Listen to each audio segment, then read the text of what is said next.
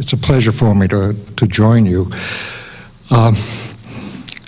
As Professor Gunn mentioned, I will be doing something tomorrow on Commodore Perry and the opening of Japan to the outside world. And if we go back, Perry went to Japan in 1853 and then again in 1854, and he signed the treaty that opened Japan, which had been secluded before, opened Japan to the outside world. And that was exactly 150 years ago this year. And it's something to step back and think about that. When Perry went to Japan in 1853, that was 2 years after Moby Dick had been published, and he went there, among other reasons, to get Japan to open up and give hospitality to whaling ships. One of the things he did was astound Japan with something they knew about but had never seen, which were paddle wheel gunships, steam-driven gunships. 40 years later, at the turn of the century, Japan defeated Russia with one of the most modern navies in the world. It was a war, the Russo-Japanese War, that astonished the Westerners. Everyone flocked to see it. Japan was a great power and a great technological power, and that victory was 1905. So next year will be the 50th anniversary of the 100th anniversary of the Russo-Japanese War. And 40 years after that, Japan was destroyed by nuclear weapons. Hiroshima and Nagasaki were the first cities bombed by nuclear weapons by the United States. And now we're here today in 2004. And what you see when you look back at this enormous span of time, this 150 years, is many things. One is much that was very positive in the world, and the other is something that is very dark, and that is, one, the extraordinary, almost exponential change of technology, and the other is violence and militarism and war. And I think if we look back and just step back and look at this darker side, if we think about the 20th century and now the 21st century, what we see here is really, on the dark side, a chronicle of violence, something you could call a geography of violence, or a calendar or a chronicle of unending violence. And if you take just the names of places or events of this modern century, and you could all do this, it will remind you of what a century we've been through and how we haven't escaped it. From World War I, Flanders and Verdun, Nanking and Pearl Harbor, Japan in the war against China and the war here, Auschwitz, Germany, Dresden, the bombing of Dresden, Hiroshima, Nagasaki, Algiers, My Lai. If we take not places but names that bring us to places, the Gulag, the Cultural Revolution, Cambodia, Rwanda, and now 9/11. And each of these, what are we getting into here? Well, we're getting into something, I think, that is very different than another way we frame the world. We tend to frame the world in terms of what I would call capital C cultures. Capital C cultures, the clash of civilizations, the West and the rest, Judeo-Christian civilization versus Islamic or Confucian or Hindu or Buddhist civilization, or in other capital C cultures, what's fashionable now, Hobbesian states versus more idealistic Kantian states. And these set a great difference, particularly between the West and the rest, particularly between ourselves and others, but I don't think it explains that extraordinary cartography of global violence that we've lived through in the last century. And to understand that, I think we have to think about small c, what I would call not capital C cultures, but small c cultures, cultures of war, cultures of violence, cultures of terror, cultures of militarism, or positive cultures, cultures of social justice, cultures of democracy. We can turn it in various ways, but what I wanted to do today was to take three names from that list. Horrendous acts of violence, Pearl Harbor, Hiroshima, and 9/11, events that changed the course of history. And I wanted to play them off against one another in ways that maybe can help us, I hope, understand these cultures of war that shape our lives and that have shaped our modern times. Now, 9/11 is a shorthand. By 9/11, I mean not merely the events of September 11, 2001, but the war on terror, the current war against Hussein's Iraq, the whole issue of weapons of mass destruction. And Pearl Harbor and Hiroshima are also shorthands for much larger issues. Now, if we go back to September 11th itself, immediately there was a link made between September 11th and Pearl Harbor. At the time, I myself happened to be in Vermont, in a rural area in Vermont. I picked up two local newspapers. One had the headline, Infamy. The other had the headline, Day of Infamy. The Washington Post weekly ran a front page, a date which will live in infamy. The Boston Globe, my hometown newspaper here in Massachusetts, headlined New Day of Infamy. And of course, that's the phrase we associate with Pearl Harbor. We know that President Bush kept a diary. On November 11th, he wrote in his diary, the Pearl Harbor of the 21st century took place today.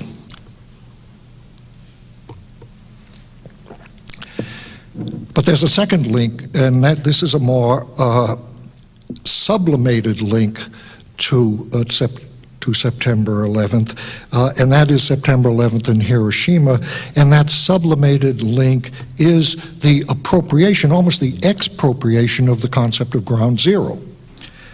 Ground zero being taken over as the code word for the World Trade Center site, and being taken over as also as a symbol of America's really unique innocence and victimization. So there is the link that is latent to the Hiroshima experience, but there's a third link that almost no one picked up, and I don't know why. Shortly after 9/11, buried in the New York Times was an article, and it said that prior to September 11th, the CIA had intercepted, and this is the New York Times, quote, a cryptic but chilling message from a member of Al-Qaeda who boasted that Osama bin Laden was planning to carry out a Hiroshima against America. So 9/11, Pearl Harbor, Hiroshima, three very disparate events suddenly become linked. And what I wanted to do was explore what some of these links may mean today. And I want to do it in from four directions. First, I want to look at what I would call Pearl Harbor as code. That is to say, December 7th, 1941, and its resonance today, particularly, what does that mean? What does Pearl Harbor mean in the United States? Then I want to look at what I would call socialization for death, and that is to compare Islamic terrorism and Japanese indoctrination in the Asia-Pacific War so many years ago. And then third, I want to look at September 11th and Hiroshima, both in terms of cultures of terror and cultures of mass destruction. And then finally, time permitting, I want to look at a different sort of comparison, and that is Imperial Japan, the Japan that attacked us at Pearl Harbor but had previously attacked China, and imperial America, that is America today. So those are the four areas I wanted to just explore with you. I'm working sort of thinking out loud with you. When Professor Gunn invited me to do this, it's something I've thought about a bit, but it's forced me to try to put together how we may think about these matters somewhat concretely from these four perspectives. And first, Pearl Harbor as code. And here I have several things in mind. First is simply Pearl Harbor. What does this mean? What does Pearl Harbor mean? It means first infamy, of course. The famous phrase in President Franklin Roosevelt's speech immediately after Pearl Harbor is, this is a date which will live in infamy.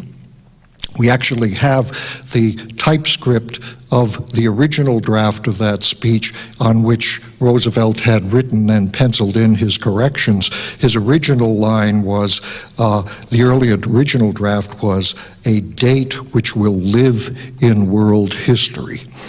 So this is a reminder to all you students and others how rewriting does indeed improve things, and you really should give things a little more time. A date which will live in world history became the phrase that we all know, a date which will live in infamy. It's an indelible phrase. It's always associated with the Japanese. They'll never escape it for a generation or two at least to come. Treachery, stab in the back, playing by different rules. It is not a concept, infamy, that the Japanese saw it. They saw it as something very different, the beginning and the clever beginning of an unavoidable war. The second dimension of Pearl Harbor, of course, is unpreparedness, that is to say, the failure of intelligence. And after Pearl Harbor, there were many different investigations of why Americans had been caught by surprise. Particularly after the war, there was a mammoth congressional investigation. Now, this is a subject in itself. How do you explain this? The first way they explained it was individual scapegoating. The commander, husband Kimmel, Admiral Kimmel, and the Army General Short were cashiered. They were both at Pearl Harbor. There were also theories called the backdoor to war, that Roosevelt had deliberately ignored intelligence and because he wanted America to get involved in the war and had therefore misused intelligence and led Japan to war. That's a very persistent thesis which I think does not hold up. But there are also other issues here, and I can just throw them out to you. It is the failure of intelligence. One of the issues at that time, and this is very popular, is the concept of noise. This is a phrase that you use. There is so much noise coming in intelligence that after the fact you can go in and look for Pearl Harbor and find it. But with all of the things coming in, there's just too much to filter out, and there's no reason that people at the time could have understood that they should be focusing on Pearl Harbor. And then, and this I think is very interesting, there is the dimension of what I would call prejudice or preconceptions. I think that prejudice and preconceptions tend to usually override hard data in almost every case. Particularly when there is a lot of noise, you see what you wish to see. Admiral Kimmel, during one of his hearings, he was very frank. This was informal. Someone said to him, well, you know, there'd been warnings. You should be ready for the Japanese. You know, the war is going to happen. Why weren't you ready?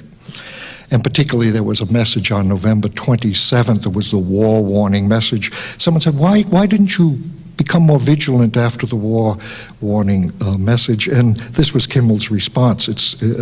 I never thought those little yellow sons of bitches could pull off such an attack so far from Japan.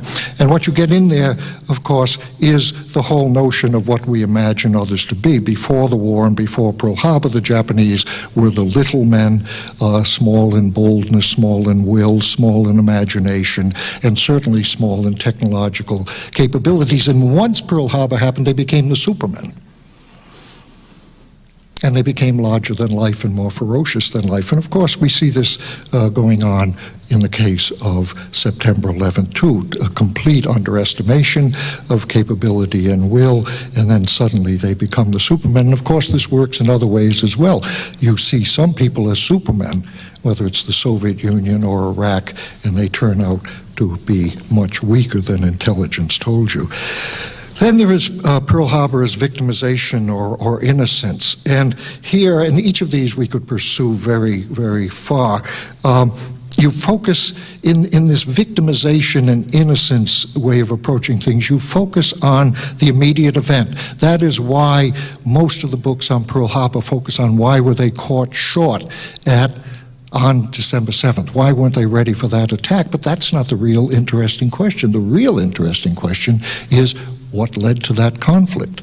And that's the deep causes, the deep history of the war, and that involves looking at everything in the global political economy in the 20th century. Imperialism, colonialism, depression, the global depression, the rise of fascism, the rise of communism, the rise of nationalism, arms races, and the failure of arms limitation agreements. So we tend to ignore that deep cause. And there was another dimension to this concept of innocence. The men, the Japanese attacked on Sunday. Every Hollywood film will begin with the famous scene, this is staged afterwards, of sailors and their whites at Mass in paradise. Hawaii. Hawaii is paradise. It's like Santa Barbara. It's beautiful, it's sunny, it's idyllic, and these men who are victims are attacked. And of course, this is what happens in the World Trade Center. People who are innocent people, and they are attacked in a crime against humanity in the case of 9/11. And what happens then is you transfer the innocence of those victims to the state and the nation itself. But that is not an accurate thing. You can't say that the innocent victim is the perfect symbol of the innocence of the state. So you get the transfer of innocence as one more aspect of Pearl Harbor as code. And then you have, and this is more recent, Pearl Harbor as a godsend. Pearl Harbor as a desirable, if regrettable, catastrophe. And if any of you have been following the recent events, it was a godsend for Franklin Roosevelt in the sense that he had an isolationist country, and this attack brought America into the war, which he thought had to be done against fascism and Japanese aggression. It was a godsend for the Bush administration because it enabled a weak president to become strong and to put through programs which were on the books already, and this is well documented now. The famous quote is in the Project for the New American Century, and I can't go into it. This is the group of conservative people, including Rumsfeld, Wolfowitz, and many, many other people in the government, and this is September 2000, 1 year before September 11th, and they say we need to increase our military budget, we need to have a more aggressive policy abroad. They later go on to talk about we need to take out Iraq, and what we need to permit this, and now I'm quoting that document, is a, quote, catastrophic and catalyzing event like a new Pearl Harbor. So it becomes a godsend, even though it is a terrible catastrophe. And then you move on to Pearl Harbor as a scare word, because you will be seeing this more and more. Because we have the image of a terrible Pearl Harbor, we must always promote never-ending military expansion to make sure we are not ever caught short again. And the key to this, which is a concept that's been in the Pentagon since the 1980s, of course, is to control space. And now I'm quoting Donald Rumsfeld before he was appointed Secretary of Defense by President Bush, quote, if the U.S. is to avoid and he puts this in quotes, space Pearl Harbor, it needs to take seriously the possibility of an attack on U.S. space systems. So here's another use of Pearl Harbor, and then there's another which I would call Pearl Harbor as unwitting irony. And this is, of course, that Pearl Harbor, which is such a horror, such an infamous act in our minds, is also a model for us, and the model is preemptive war. The person who picked this up and has written about it and mentioned it in several places is the very distinguished historian Arthur Schlesinger Jr. He's said this in several places. Let me read what he wrote in the LA Times. That preemptive war came out in June 2002, Schlesinger shortly after writes, and I'm quoting, "The president has adopted a policy of anticipatory self-defense. that is alarmingly similar to the policy that Imperial Japan employed at Pearl Harbor, on a date which, as an earlier American president said it would, lives in infamy. Franklin D. Roosevelt was right, but today it is we Americans who live in infamy. Pearl Harbor has been turned in another direction. If you're a historian of these events, most historians refer to Pearl Harbor as an example of tactical brilliance and strategic folly. It was a brilliant attack. It was tactically extraordinary. It was, in the long run, a disaster, of course, because it aroused Americans and created a thirst for revenge that was simply beyond the Japanese calculations. It gave us that great slogan, which is "Remember Pearl Harbor," and which in the military was a little bit more expanded. It was "Remember Pearl Harbor, keep 'em dying, keep 'em dying." That was a Marine slogan. Certainly, Pearl Harbor was tactically brilliant and strategically mad. And I think the jury is simply out whether this is true of 9/11.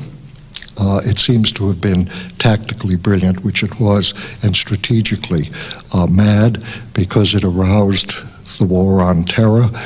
It led to America's extraordinary response. But at the same time, that response has, of course, exacerbated terrorism, caused problems as much as it has prevented terrorism. The jury is out on Iraq, whether that tactically brilliant strike was in fact strategic folly. And then finally, and I must tell you, I just wrote notes in preparing this. I never write out a talk, and I had about 35, 40 pages of single-space notes, so I've thrown away much of it. So I can just give it to you impressionistically, but the last thing on Pearl Harbor's code, I think you should think of Pearl Harbor as deep history. How do we get into Pearl Harbor anyway? What's America doing in Pearl Harbor? And of course, that takes us back to the turn of the last century, in the end of the 1800s, beginning of the 1900s, when America became an imperialist and colonial power in the Spanish-American War. That's when we annexed Hawaii. That's when we went into the Philippines in what we called at the time benevolent assimilation. The number of Filipinos killed in that benevolent assimilation was between 100,000 and 200,000, many of them civilians. This is when we go back to this early American empire, where do you think we got Guantanamo from? It comes out of those early events in 1901. That's when we got the rights to Guantanamo, where, of course, we are talking once again about the aftermath of 9/11 today. So there is a deep history here, and I had pages on that, but I don't want to go into that. Well, that's Pearl Harbor's code, and it's intriguing. It works in so many ways. But then there is September 11th and the Japanese themselves and their indoctrination in World War II, because it wasn't just the surprise attack, it was the suicidal nature of the attack, it was the fanaticism of the attack. And so the second area I wanted to suggest may be useful to look at is socialization for death. Islamic terrorism and Japanese indoctrination. And the rhetoric here, if you do Japan as I do, is very striking between what the Islamic fundamentalists, Al-Qaeda and others say, and some of the rhetoric and propaganda of World War II. You have the whole concept of holy war, jihad, or in Japanese, seisen. You have the absolutely key concept of purity. The purity of the Islamic fundamentalist. In Japanese, this came out in various ways. The spirit of Yamato Damashi. You were pure. Purity was the key concept in Japan. You were pure, brave, loyal, selfless. And the American purity is the American counterpart to innocence, or innocence is the analog to purity. Oh, you're always pure. We are always pure of heart when we fight. And this, of course, leads to the notion that, on the Japanese side, that you are spiritually superior to the enemy, and that will give you a victory. I'm quoting, there are many, many quotes in Japanese. Let me give you a short one from a very distinguished Japanese novelist, Shigenaoya, during the war after Japan's early victories. Quote, "The Americans are boasting of their economic power and huge military budgets, but how much poorer they are in spiritual power compared with Japan." And there is, of course, that notion that spiritual power will defeat material power. Thirdly, the whole concept of martyrs and martyrdom is very strong in Japan. The phrases in Japan were gunshin, military god, a person who gave his life and died. And then the departed were called the Eide, or departed heroes. Those are the people who were enshrined in the famous Yasukuni Shrine in Japan. In Japan, back in World War II, and of course in the Islamic campaign today, the enemy, the demonic enemy, plays a key role. What the Islamic fundamentalists refer to as the Christian and Jewish infidels has its counterpart in Japan with what they refer to in the most famous pet phrase as the Kichiku Eibe, the demonic British and Americans, the demonization of the other. Both sides dwell very, very strongly on Western decadence. And if you go back into the propaganda of Japan, and I'm just pulling something up from a famous propaganda document of 1941 called The Way of the Subjects. They do a critique of Westernization, or it's their version of what we refer to Orientalism. It's their form of Occidentalism. What is the West characterized by? Extravagance, selfishness, hedonism, liberalism, democracy, materialism, money worship, individualism. So the West is decadent. The West is hypocritical, because, of course, it claims to be anything but these, in their view, more negative virtues. And because of its decadence, the West is also weak. And then nobody goes to war saying, "I'm going to long live aggression." All wars are wars of liberation or justified, and you have the extraordinary liberation rhetoric on all sides. The Japanese in World War II speak of liberating Asia, speak of Pan-Asianism, and they are liberating Asia from the white peril of Western colonialism and the red peril of communism. That was their rallying cry. We speak of a yellow peril, but they speak of a red peril and a white peril. And let me just give you an example of this rhetoric, which once again will sound familiar to you. This is by the man who almost everyone recognizes today as the most important philosopher of modern Japan, Nishida Kitaro, probably the one philosopher that Westerners really work seriously on. Nishida Kitaro in 1943 wrote this: "The Great East Asia War is a sacred war because it is the culmination of the historical progress of Asia. For a long time, the Anglo-Saxon imperialists have oppressed the peoples of East Asia and exploited their resources. Japan will win this war because her people are determined to sacrifice their lives for it. Japan's victory will save Asia and will offer a new hope for mankind." And if you turn yourself around, you can understand, or you can place this in the context of so many Arab people, so many other people in the world having a certain sympathy for bin Laden or for the resistance to the U.S. occupation in Iraq, the notion that the West has been oppressive and we will liberate the West. Now, the most obvious similarity I think that most people drew between 9/11 and the Japanese was the suicide nature of the attack of the attack of September 11th. And this is a very, very long topic in itself. I can only really suggest impressionistically what this leads us to. Let me just do it very very quickly. In terms of organization, of course, the Japanese suicide attacks that you know as kamikaze did not get introduced until late 1944.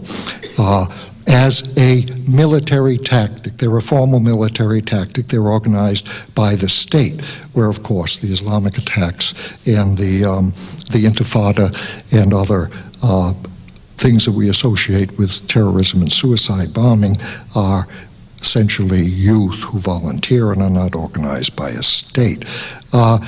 There were, of course, only males in the Japanese case, whereas now we're beginning to see females emerge as suicide bombers. The targets in the Japanese case were exclusively military. The numbers of martyrs involved is always very small. In the case of Japan, they estimate that around 3,900 people died in the kamikaze type of attacks. The total number of deaths in Asia in World War II is somewhere around 17-20 million people.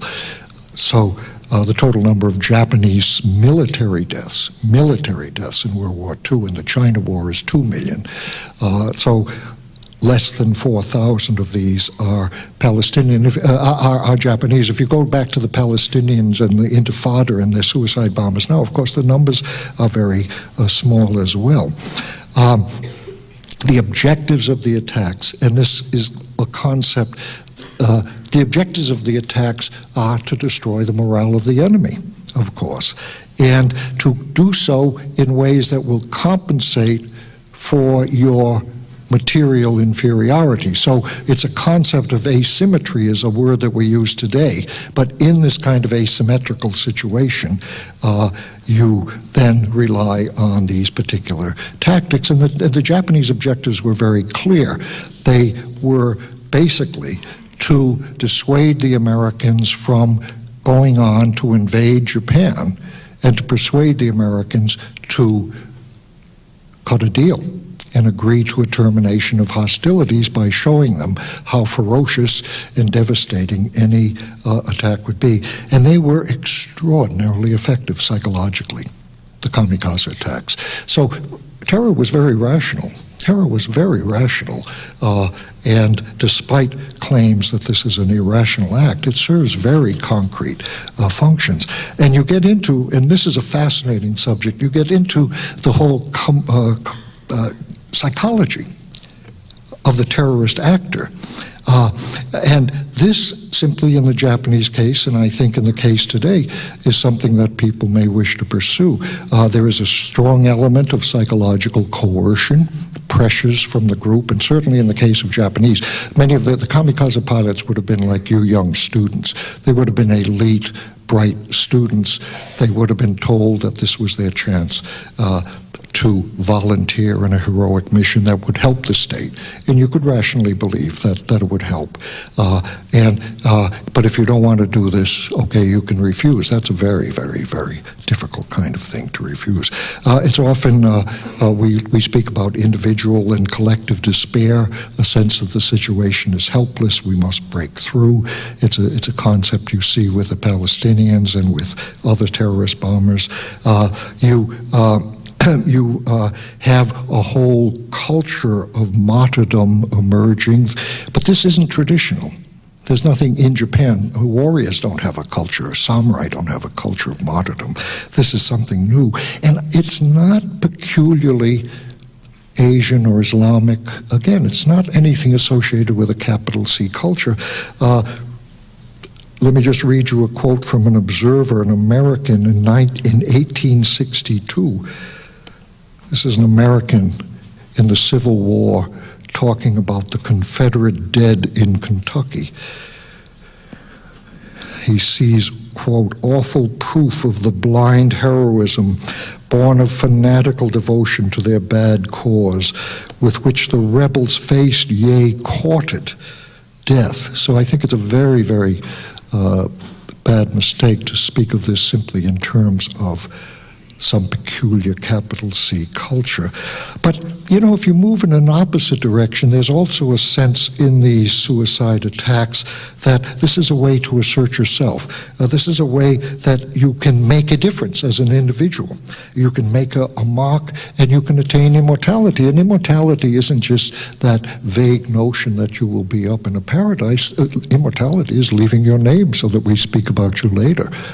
And so there is the notion that in a hopeless situation you somehow can break out and do this. And there is a very interesting phenomenon of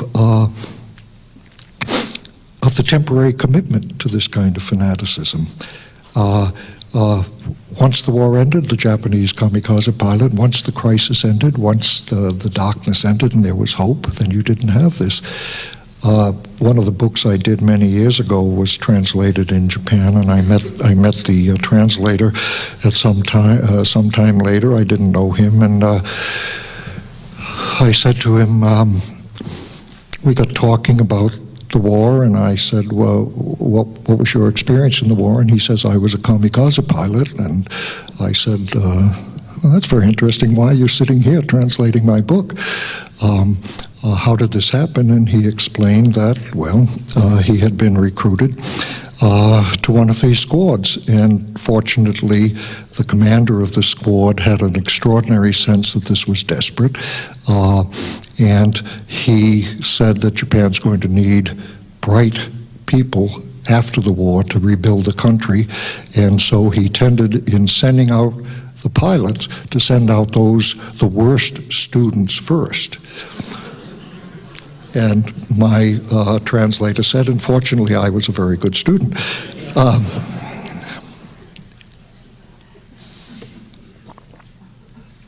But it is a temporary commitment, and that whole fanaticism. Now, I don't wish to underplay the potency of religious fundamentalism at all, and I'm not trying to do any kind of exact comparison.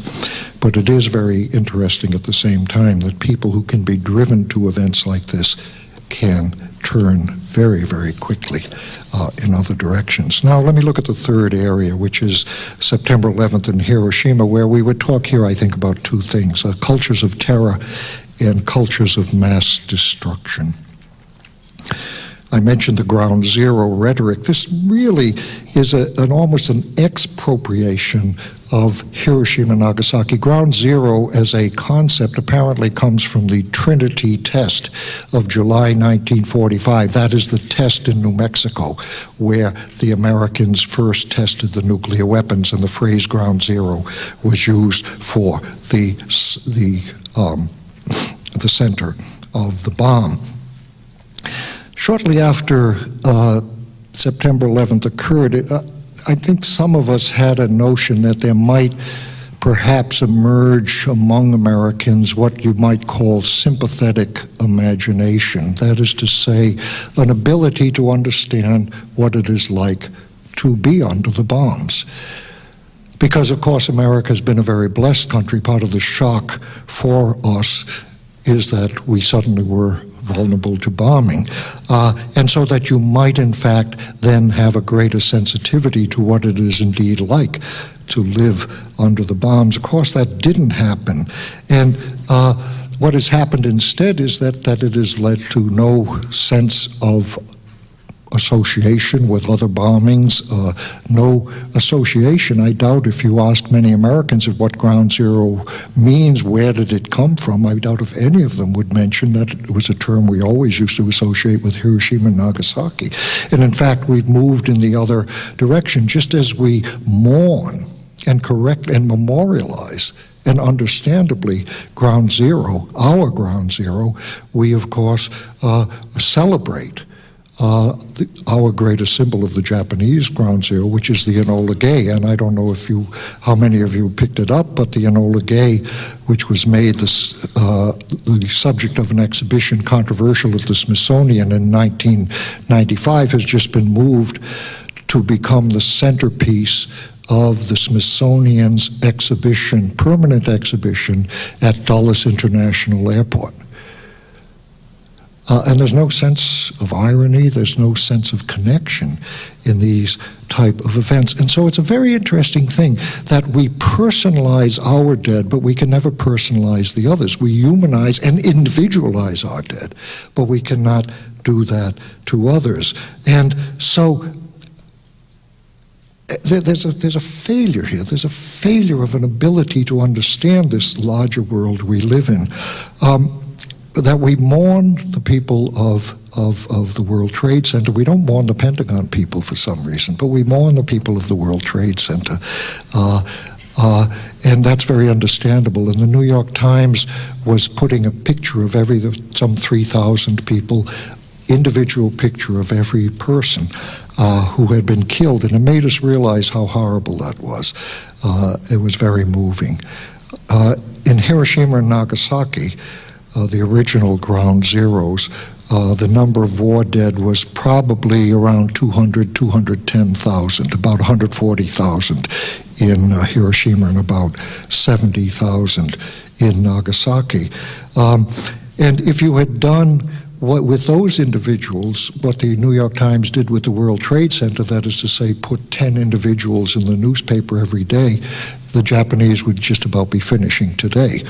But we don't do this, and we turn this event, this ground zero rhetoric, we just turn it into our own in very interesting ways. I mentioned earlier the transfer of innocence, where the innocence of the victim of Pearl Harbor or the World Trade Center is turned into the innocence of the state or the nation. And there is another dimension here which I would call nationalistic numerology. We don't even mourn, we mourn the American victims of the World Trade Center, but there were hundreds of people who weren't Americans. And you know, this is very similar to what the Japanese do at Hiroshima, particularly Hiroshima and Nagasaki. For decades, they were seen as places where Japanese were killed by the nuclear weapons. In fact, thousands and thousands of Koreans were killed in Hiroshima by the nuclear weapons. We put the numbers around 10,000 or 15,000 Koreans killed in those atomic bombs. About 3,000 Americans were killed at Hiroshima. They were Japanese Americans trapped in the war. There are huge numbers of non-Japanese victims, and the Japanese didn't recognize them. And we, in our way, have done a similar thing with World Trade Center. And then the second dimension of this 9/11 in Hiroshima is, of course, the concept of state terror, and that is simply the fact that it is from World War I that we see the legacy of deliberately targeting civilians to destroy morale. The Japanese begin it in China. When the Japanese began to do this in China in the late 30s, Americans were appalled, and the writings, I didn't bring them with me, that this shows how barbaric the Japanese are, that they are beyond the pale of civilization because they bomb civilians. And the Germans, Guernica, Picasso's Guernica painting, the Germans, this is beyond the pale. But of course, by the end of World War II, the British with Americans were bombing Germany and the cities of Germany, and then we move on to Japan. And the real beginning of all of this is not nuclear. The real beginning of this deliberately targeting civilians is the terror bombing, and we use the word always terror bombing as academics before 9/11. Now that's another concept that has been appropriated or expropriated. But the bombing of Tokyo in the Great Tokyo Air Raid of March 9th and 10th, 1945. This is the moment when the Americans decided that they could no longer, that tactical bombing wasn't working, and that if you are going to destroy the enemy in an era of total war, that means destroying all the sinews of the state, and that includes the morale of the people. And that is when the famous General Curtis LeMay decided to go in low with napalm and to bomb Tokyo. And the number of Tokyo dead in the raid that began in the night of March 9th and continued into the morning of March 10th is around 85,000 or more. In his memoirs, Curtis LeMay writes that the Tokyo raid, he mentions the numbers and he refers to the Japanese as being scorched, and absolutely without apology, scorched and boiled and baked to death. Scorched and boiled and baked to death. When they fled, the Japanese would flee. If they were fleeing the bombs, they would jump into the rivers, but the rivers were boiling with the heat of the thing, so they would be boiled.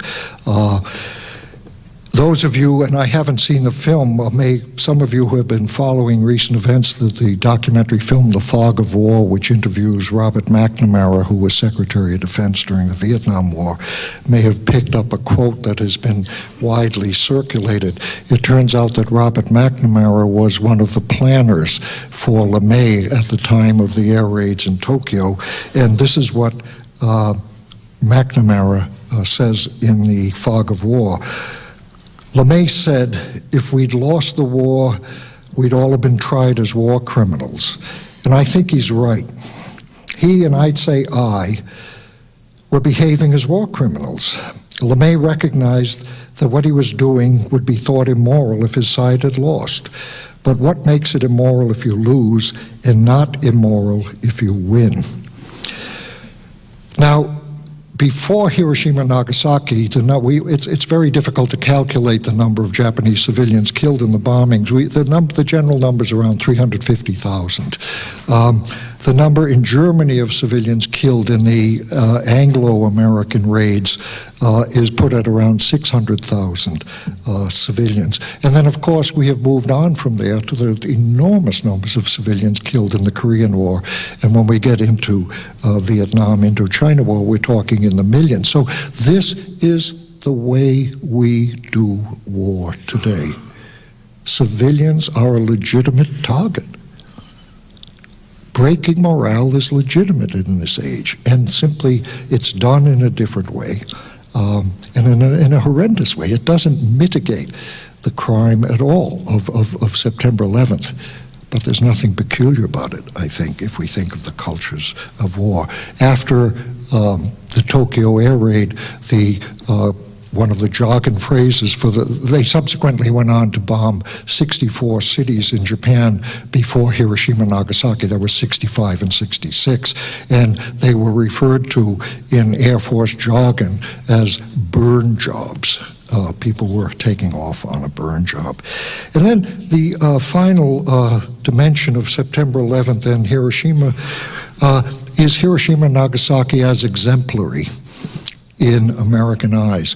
That is to say, Hiroshima and Nagasaki are seen in very positive ways, not simply as history, the veneration of the Enola Gay.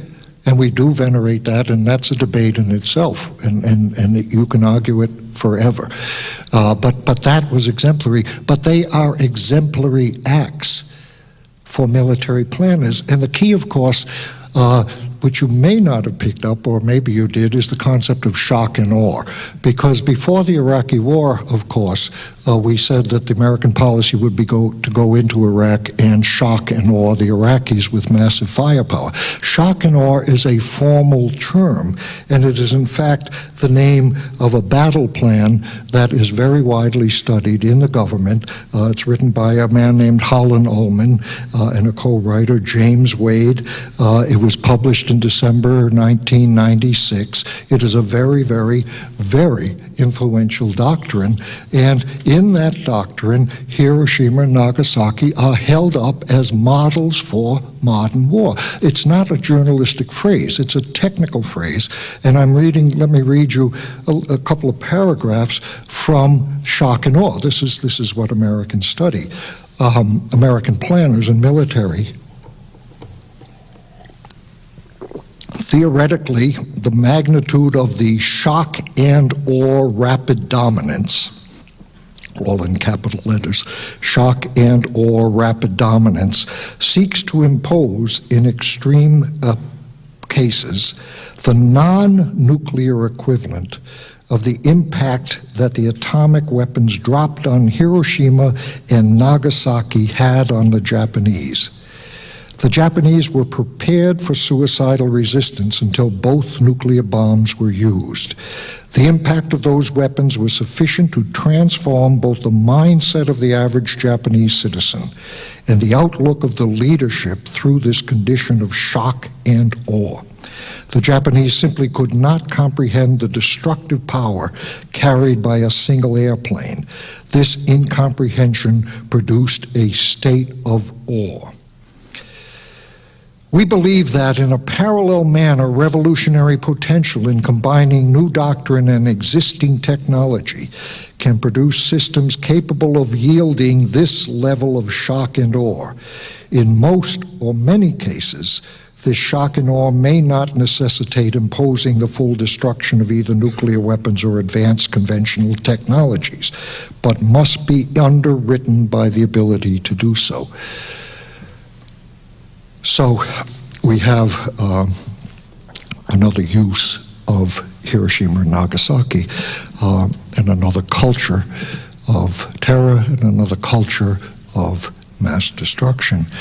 Now, the final area that I want to just mention very briefly is to move these linkages, this resonance in another direction, and that is to look at Imperial Japan, that is to say the Japan that invaded and occupied China and then went on to launch war against the United States and the Allied powers, to compare Imperial Japan to Imperial America today.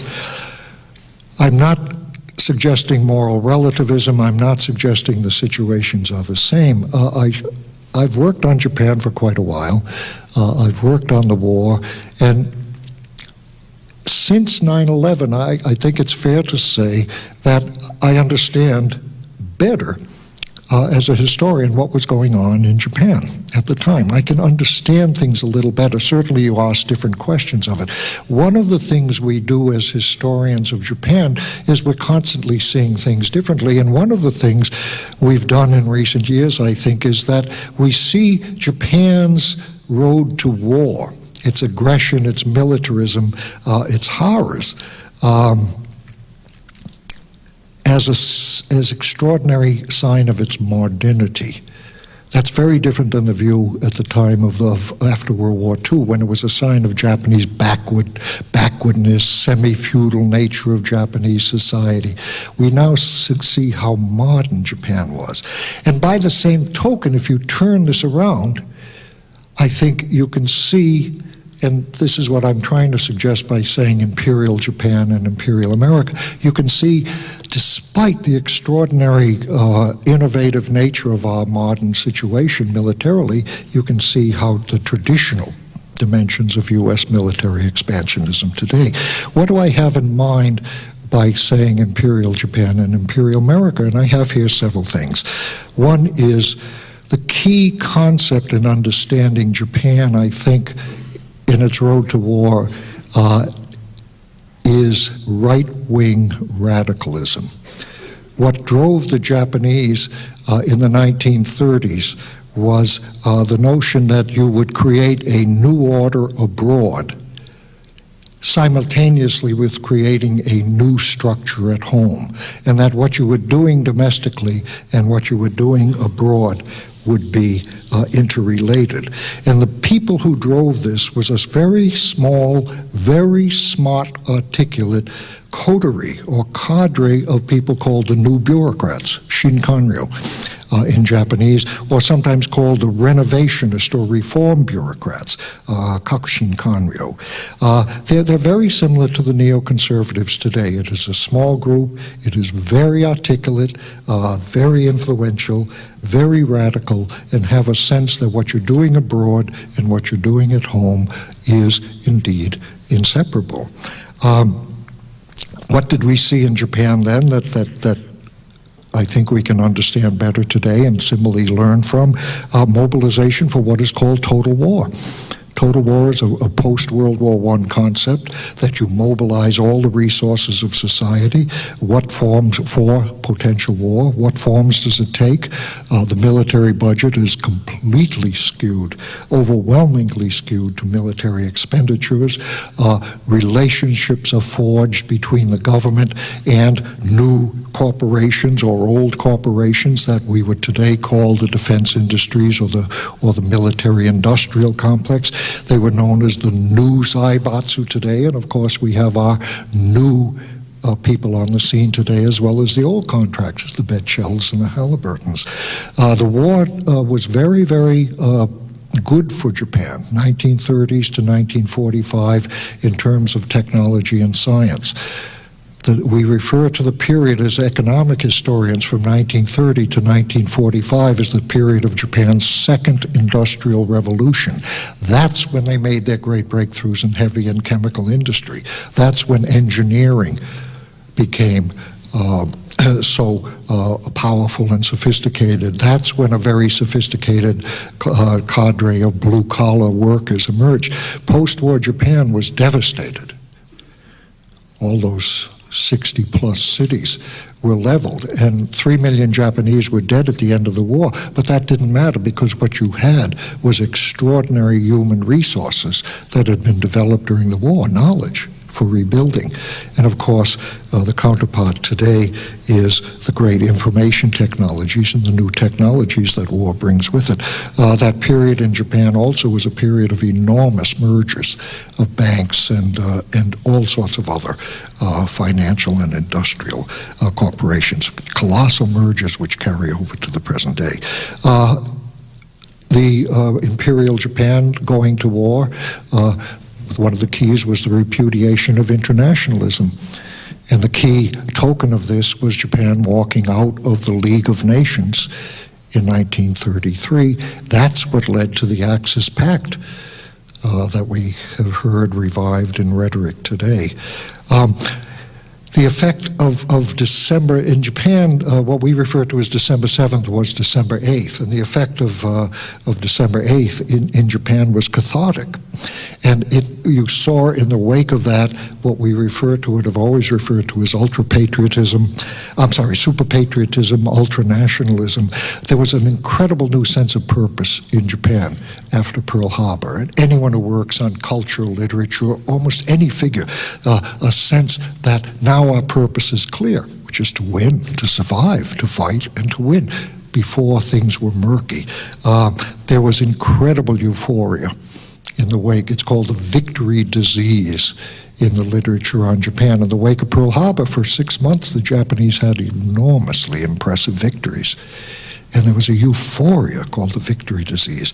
And there was the great rhetoric of solidarity, which in Japanese, and we always use this to show how the Japanese are homogeneous and group-oriented. The famous phrase was Ichioku Ishin, 100 million hearts beating as one.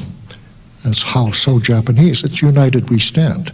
It's the rhetoric of solidarity. And you can go down through the slogans and do, just as I did with Islamic fundamentalism, you could do this with American rhetoric as well. The Japanese moved into a period which until recently we always, as historians like myself, we would say, well, look at the Japanese. They just didn't have any resistance to the war. They had secrecy, they had censorship, of course, but they had such extraordinary self-censorship. Dangerous thoughts, such as I'm sharing with you today, are taboo. How can you criticize now that the war has begun, even if you had qualms, because you have to support our troops abroad? How can you back out now when so many people have died in China or after Pearl Harbor? And so criticism was called, certainly by the ruling groups, lèse-majesty, that is to say, a crime against the emperor, or simply treason. And then I think one of the things we always wrestled with, and we wrestle with when we do Japan, is what I would call the inexorable logic of empire and war. Why did Japan go to war?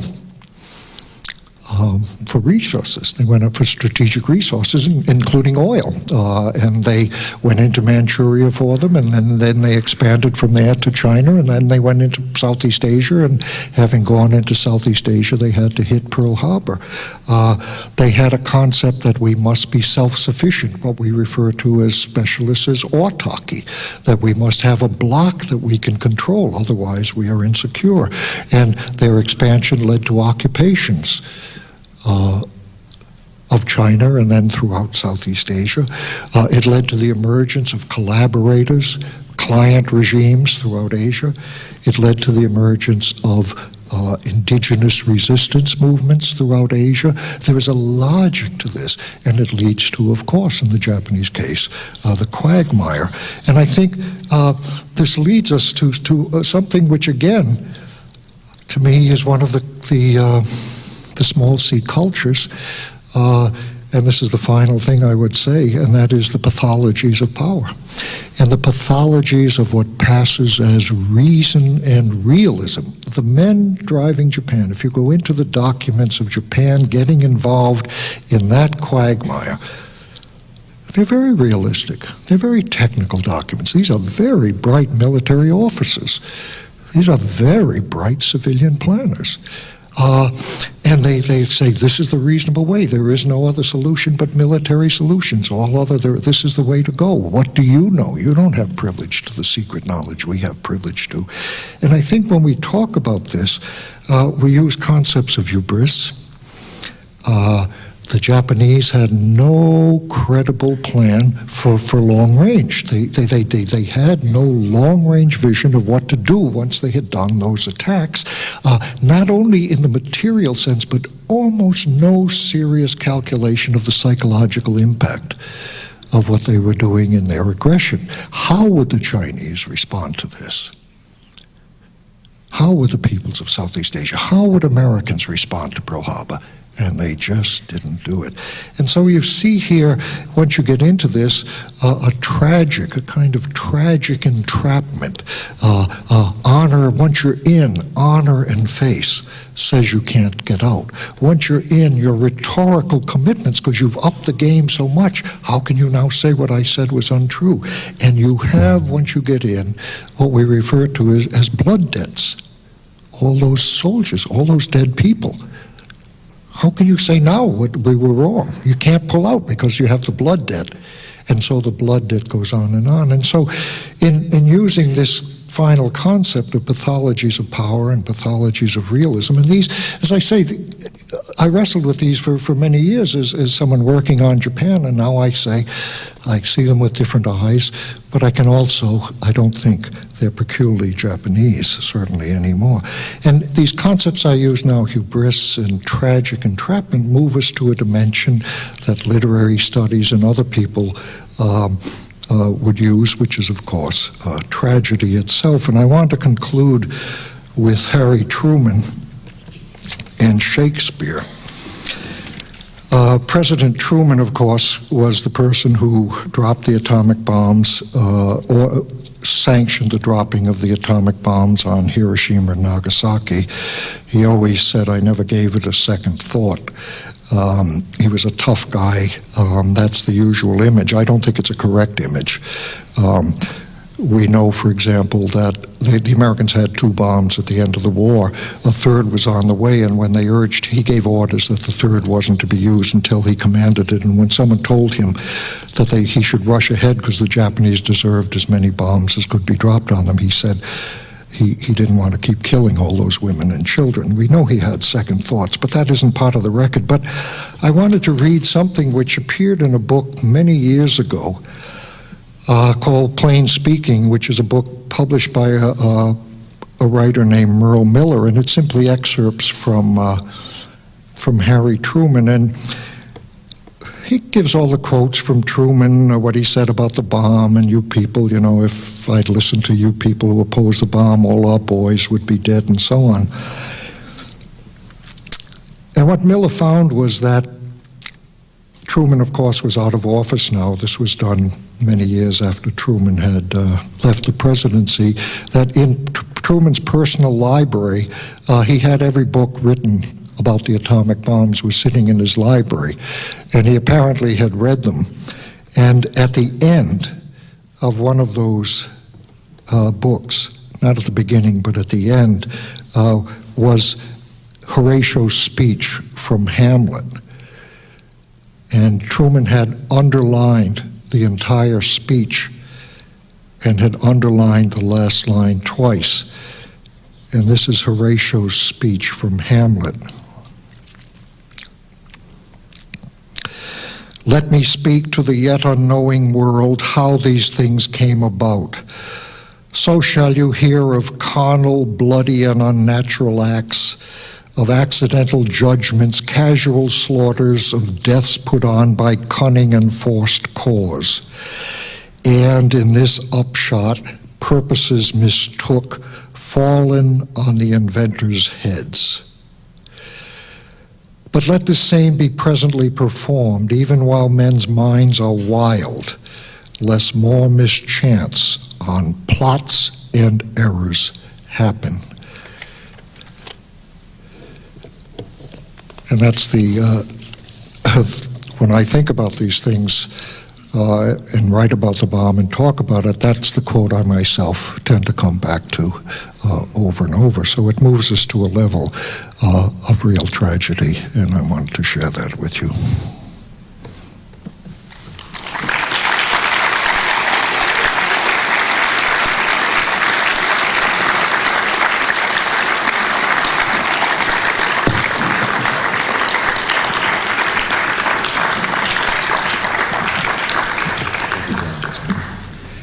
Professor Dower will take some questions if any of you would like to pose them, but we will need you to move to the microphone. And I may have to repeat them. I'm terribly hard of hearing. It's very difficult for me, so I asked Professor Gunn if he would repeat the questions. Even if you're at the mic, it sometimes is hard for me. Would you comment on a thesis of Tom Friedman, New York Times?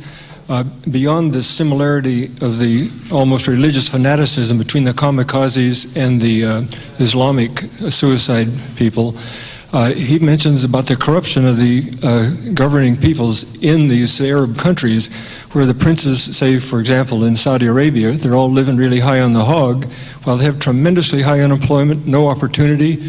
And Tom Friedman put it that they hate life, or they hate us worse than they love life. Would you comment on that?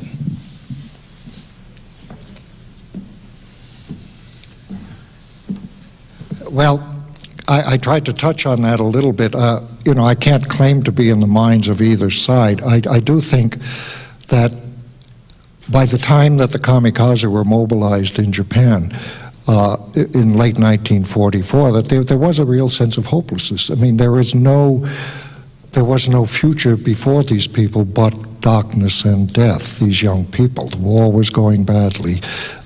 There was a sense of no way out. So there's a real darkness there. When we read the diaries of the kamikaze pilots, they're very literate, many of them, if we have the writings, because they were tended to be college-educated young men. And you have a sense where they have, there is a sense there is an impasse, there is no way out. But this, I can do this supreme act, and it may make a difference. You see, it may make a difference. So I think what I was trying to get at, I can't speak to Islamic terrorists. I wouldn't pretend to be in the mind.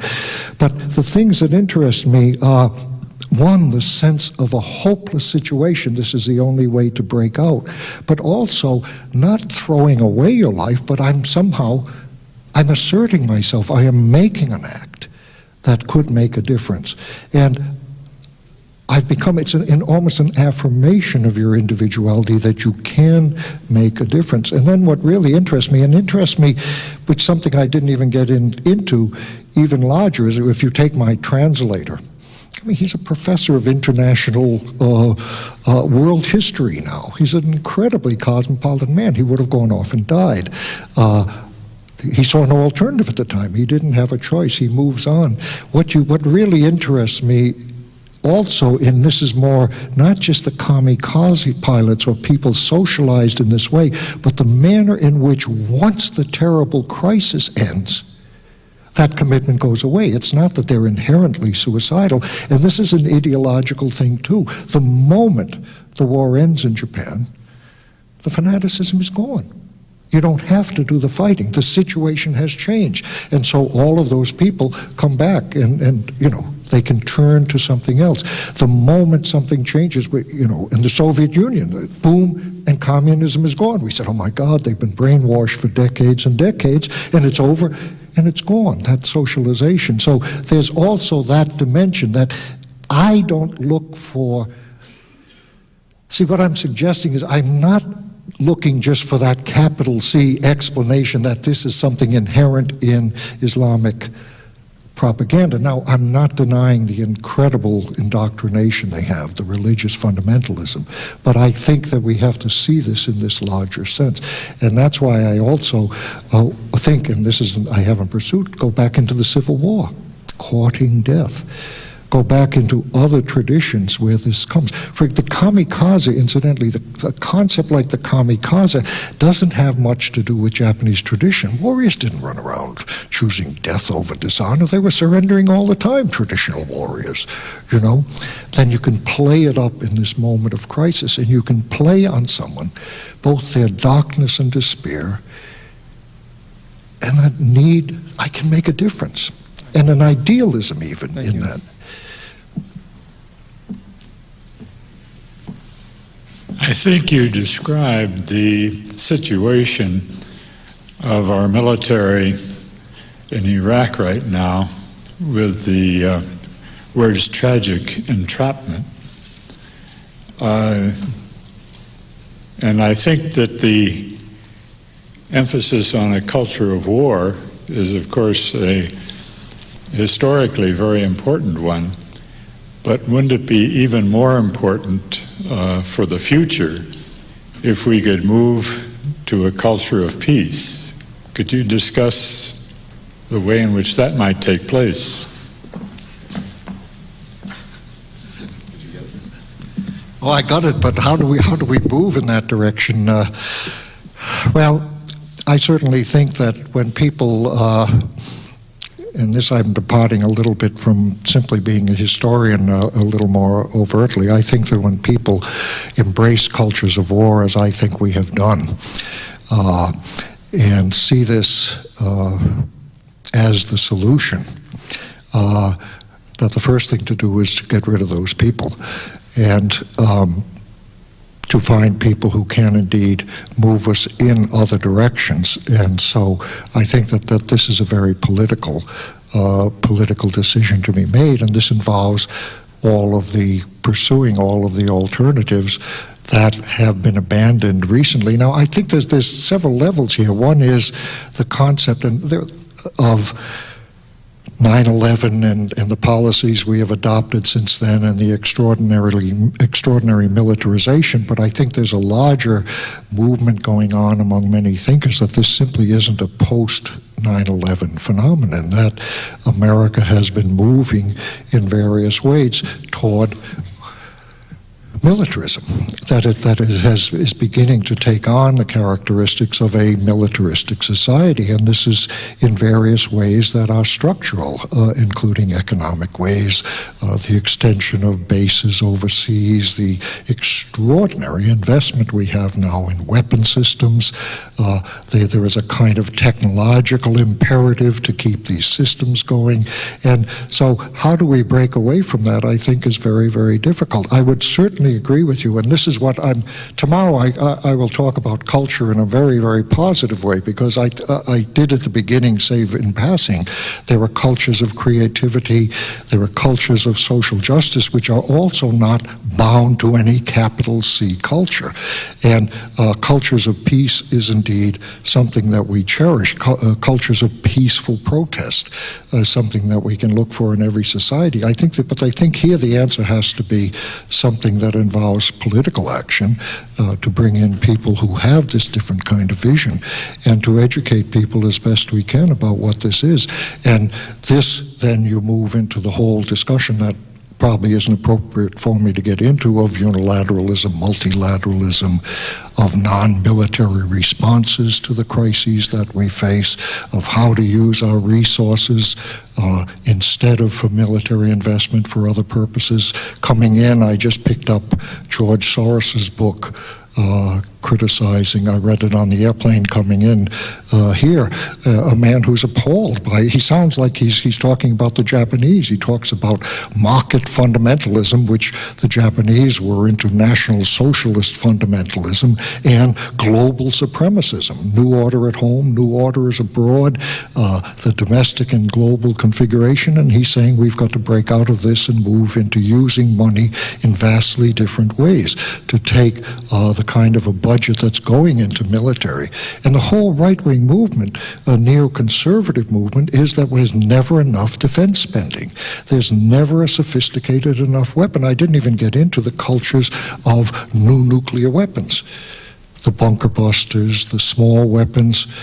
And we know that when we develop these weapons, they're used. There's a technological imperative. You develop weapons and then you want to try them out and you use them and then you move on to the next generation of weapons and then you try it out. And the next space, of course, is to militarize out of space. And there have to be voices that can make this very clear and say this is a squandering of our resources. It leads to extraordinary instability throughout the world, and you need those voices to come up and speak. So I think the solution has to be political and it has to be educational. Thank you very much for your very lucid exposition. At the risk of tempting you outside of your historical field, I wonder if you would mind addressing for a moment the question of 9/11 as compared to the Reichstag fire. You've spoken mainly on the impact of 9/11 on our foreign relations, but domestically it also had a tremendous impact. And I will leave out conspiracies, but the 9/11 as a sort of modern Reichstag fire, which leading to the Patriot Act and that sort of thing, the appropriation of an event which may or may not have been,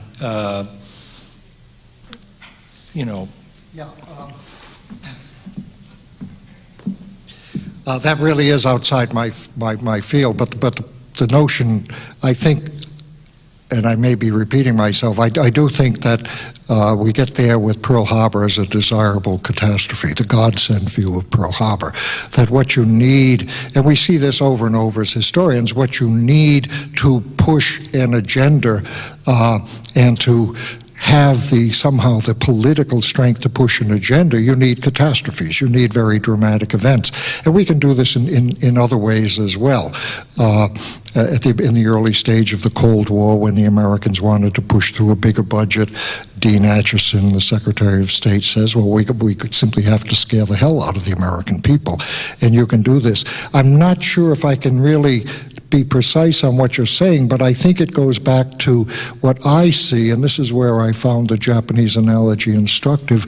I see the right-wing radicalism that links domestic policy and international policy. That is to say, this is part and parcel of the same agenda. And domestically, but also internationally, it is what Soros and others call free market fundamentalism.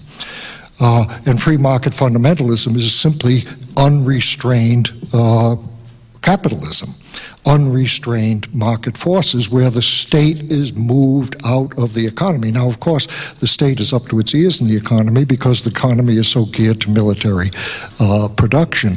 But this notion of the free market economy, that is the ideology. And what's fascinating, and here I can draw a little on what I do on Japan, what's fascinating about Iraq, what is morbidly fascinating about Iraq is they have done nothing that we can see that has succeeded very well. When you compare it to the occupation of Japan after World War II, there is no comparison to speak of. But in one area in Iraq, they have moved much more precipitously than than ever took place at the end of World War II. And what is that area?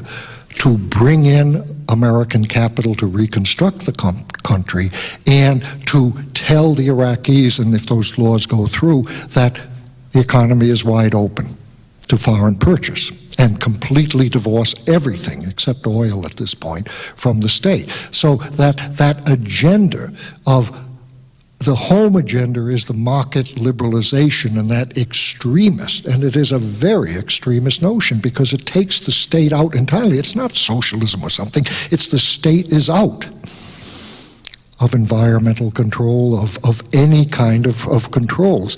That is the domestic agenda that I think was the counterpart to the Project for a New American Century vision of, and they wanted a massive military. The Project for a New American Century is very interesting, and many of you may have seen it. The documents are public now, but this is before Bush came in, and it's the people who are in the administration now, and it was an agenda of externally massive defense budgets, take out Saddam Hussein. It's all very explicit, and move into increasing control of space and so on. And these are the same people that are moving in the other direction of liberalizing the market. When Bush came in as a very weak president after that very controversial election, he had no mandate, he had no ability to move, and that September 11th, that catastrophic event like a new Pearl Harbor gave them the ability to push through that agenda. And then, of course, it also has led to the agenda of domestic movements against civil rights and in other areas that certainly someone like Ashcroft was predisposed to do. So this has been an extraordinary, it is an event, 9/11, that changed history just as Pearl Harbor did, just as Hiroshima did. These are events, moments that changed history. We have time for perhaps one more brief question? Yes. Okay, thank you. Thank you. And then Professor Dower will be signing books in the lobby for a few minutes. We have to clear the room by 6 o'clock. Thank you. It could be argued that the result of World War II could be seen as a testament to the superiority of the American system prior to World War II. Somehow, it seems that since then, our government has increasingly modeled its methods and philosophies on those of the states that lost World War II. This seems ironic if it weren't probably more accurately tragic. If you could comment on how you think that process has been allowed to sort of co-opt what the vision of America by Americans itself in, say, 1940-41 was from what it is today. Thank you.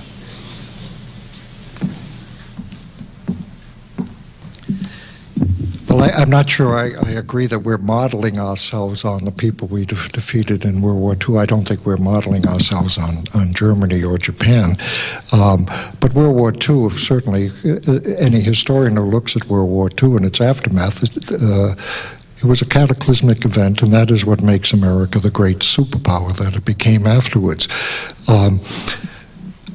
And it moved us into things that we didn't have before. It moved us into an intelligence apparatus that we never had before, of course, because of the failures that Pearl Harbor exposed.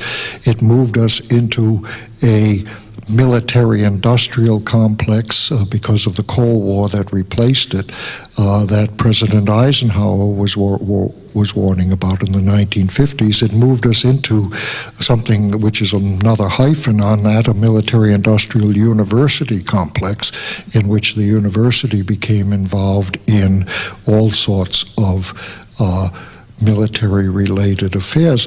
At the same time, we came out of World War II as a country fired with certain ideals of, as a great power and the dominant power, but fired by certain ideals of internationalism, of multilateralism, and certainly when I deal with a topic, and I should stay where I work, I work on occupied Japan recently, and I'm often called on to deal with